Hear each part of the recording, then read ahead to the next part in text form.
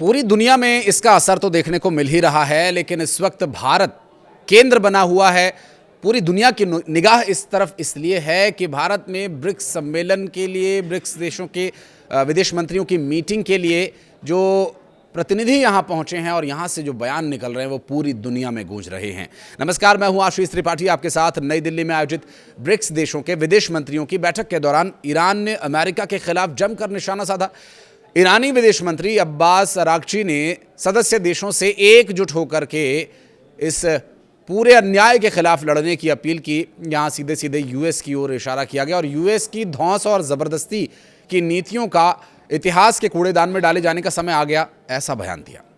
Meeting के दौरान Araghchi ने कहा कि बैठक में मौजूद लगभग हर देश किसी न किसी रूप में अमेरिका के दबाव और शोषण का सामना कर चुका है। उन्होंने अमेरिका की तुलना एक घायल जानवर से की है और कहा कि इतिहास गवाह है कि गिरते हुए साम्राज्य अपनी हार को टालने के लिए किसी भी हद तक जा सकते हैं और अमेरिका भी कुछ ऐसा ही कर रहा है। एक घायल जानवर मरते समय अपनी रक्षा में बुरी तरह से हाथ पांव मारता है और दहाड़ता है। हमें सामूहिक रूप से इस दादागिरी का जवाब देना होगा। अरागची ने कहा कि मौजूदा समय में ब्रिक्स राष्ट्र एक दूसरे के पहले से कहीं ज़्यादा करीब आए हैं। उन्हें इस चुनौती का डटकर मुकाबला करना चाहिए। भारत ने 14 और 15 मई को होने वाली 2 दिवसीय मंत्री स्तरीय बैठक की अध्यक्षता की और दुनिया के बड़े नेताओं का ब्रिक्स की मीटिंग में शामिल होना ये दिखाता है कि ये मंच मिडिल ईस्ट में चल रही उथल पुथल और तनाव को सुलझाने के लिए एक बहुत ज़रूरी जगह बन गया। ब्रिक्स बैठक के बाद गुरुवार को ईरानी विदेश मंत्री ने प्रधानमंत्री नरेंद्र मोदी के साथ एक उच्च स्तरीय बैठक की। भारत और ईरान के बीच इस मुलाकात को रणनीतिक रूप से बेहद महत्वपूर्ण माना जा रहा है। ईरानी दूतावास से सोशल मीडिया एक्स पर इस मुलाकात की जानकारी देते हुए इसे द्विपक्षीय संबंधों के लिए एक मील का पत्थर बताया। चीन के दौरे पर गए ट्रंप ने गुरुवार को यह दावा किया कि चीन के राष्ट्रपति शी जिनपिंग ने होर्मुज को खुला रखने के मदद की पेशकश की है। तो वहीं फॉक्स न्यूज़ को दिए गए एक इंटरव्यू में ट्रंप ने कहा कि शी जिनपिंग ये चाहते हैं कि अमेरिका और ईरान के बीच कोई समझौता हो जाए।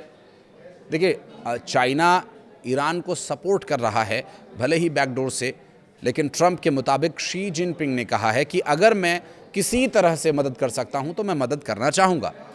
चीन बड़ी मात्रा में ईरानी तेल खरीदता है, इसलिए भी उसकी दिलचस्पी है कि होर्मुज खुला रहे। उन्होंने कहा कि जो देश इतना ज़्यादा तेल खरीदता है उसका जाहिर तौर पर ईरान के साथ रिश्ता होता है। चीन ये चाहता है कि होर्मुज स्ट्रेट खुला रहे। वहीं ईरान ने होर्मुज से गुजरने वाले जहाज़ों के लिए नए नियम लागू किए हैं। अब इस रास्ते से गुजरने वाले जहाज़ों को ईरान की निगरानी और मंजूरी से गुजरना पड़ रहा है। उन्होंने ब्रिक्स देशों से अपील की है कि वो अमेरिका और इजरायल की निंदा करें। ट्रंप ने ईरान को एक बार फिर सख्त चेतावनी देते हुए कहा कि तेहरान या तो अमेरिका के साथ समझौता कर ले, नहीं तो पूरी तरह से तबाह हो जाएगा। ट्रंप ने दावा किया कि अमेरिका को ईरान की सैन्य गतिविधियों और हथियारों की पूरी जानकारी है। उन्होंने कहा कि उन्हें उम्मीद है कि ईरान उनका इंटरव्यू देख रहा होगा। ट्रंप ने दावा किया कि ईरान ने अपने कुछ मिसाइल और हथियार भूमिगत ठिकानों से हटाए हैं। उन्होंने कहा कि हमें ठीक पता है उन्होंने क्या रखा हुआ है, ये सब एक दिन में ख़त्म हो जाएगा। उन्होंने कहा कि मौजूदा ईरानी अधिकारी पहले के नेताओं की तुलना में ज़्यादा समझदार हैं। ट्रंप ने ईरान की संवर्धित यूरेनियम सामग्री वापस लेने की भी बात को दोहराया। उन्होंने कहा कि ये कदम सुरक्षा से ज़्यादा पब्लिक रिलेशन के लिहाज से ज़रूरी हैं। ट्रंप ने कहा कि मैंने कहा था कि हम इसे हासिल करेंगे और हम करेंगे। ईरान के विदेश मंत्री अब्बास अरागची ने कहा कि अमेरिका और इजरायल की धमकियां या युद्ध से कुछ हासिल नहीं होने वाला। उन्होंने कहा कि विरोधियों को खुद भी पता है कि युद्ध और धमकियों से कोई नतीजा नहीं निकला। ईरानी विदेश मंत्री ने कहा कि अगर भविष्य में कोई भी सैन्य कार्रवाई होगी तो उसका पहले जैसा ही परिणाम होगा। देखिए, इस एक तरफ चाइना दौरे पर गए हुए डोनाल्ड ट्रंप की बॉडी लैंग्वेज को लेकर पूरी दुनिया में बातचीत हो रही है।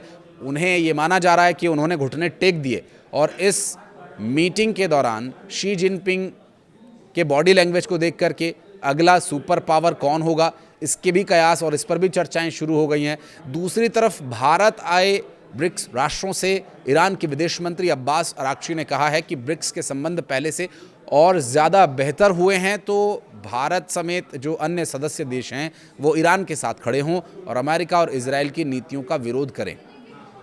पूरी दुनिया को मालूम है कि इस वक्त जो परिस्थितियां हैं, युद्ध की जो हालात बने हुए हैं, उन हालातों में जो आर्थिक संकट कुछ देश झेल रहे हैं वो तो एक अलग का विषय है, लेकिन ऊर्जा संकट सबसे बड़ा और घनघोर संकट बना हुआ है। बहरहाल देखना होगा कि डोनाल्ड ट्रंप चाइना से कोई ऐलान करेंगे। चाइना जिस लिए वो गए हुए हैं, वो किस लिए गए हैं, इस पर तो मैं एक और वीडियो आपके लिए बनाकर लेकर आऊँगा, लेकिन क्या वो उस मकसद में कामयाब होंगे, या अब्बास अराक्ची जिस मकसद से ब्रिक्स राष्ट्रों की मीटिंग में शामिल हुए हैं वो कामयाब होते हैं। दोनों में से पहले कौन कामयाब होगा? देखिए, दोनों की कामयाबी नाकामयाबी का बहुत बड़ा असर पूरी दुनिया में ऊर्जा संकट और ऊर्जा आपूर्ति बहाल होने के बीच एक बहुत बारीक लकीर के तौर पर देखा जा रहा है। कुछ कहना चाहें तो कमेंट सेक्शन में बताइएगा। वीडियो को यहाँ तक देखने के लिए बहुत बहुत धन्यवाद।